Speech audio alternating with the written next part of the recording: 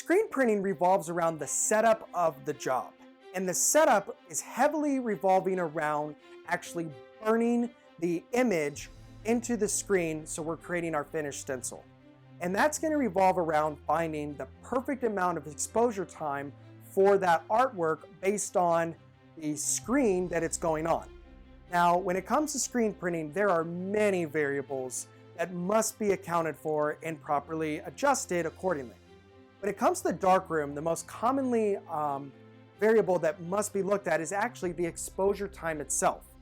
The exposure time will drastically change based on several different variables. One is the actual mesh count. The lower the mesh count, typically the longer exposure time. Now, other than just the mesh count itself, you actually have different colors of mesh, white and yellow being the two most common.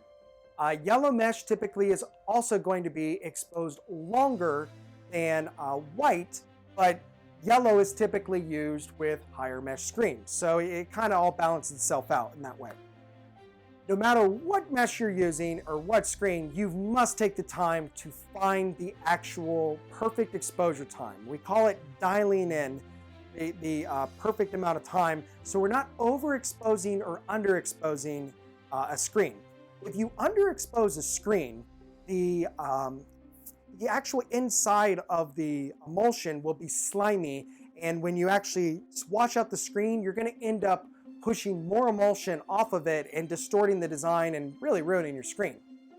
If you overexpose the screen, so you let it burn for too long of time, it'll be virtually impossible to drive out that emulsion where the film is to essentially give you the finished stencil you need. So you really must, it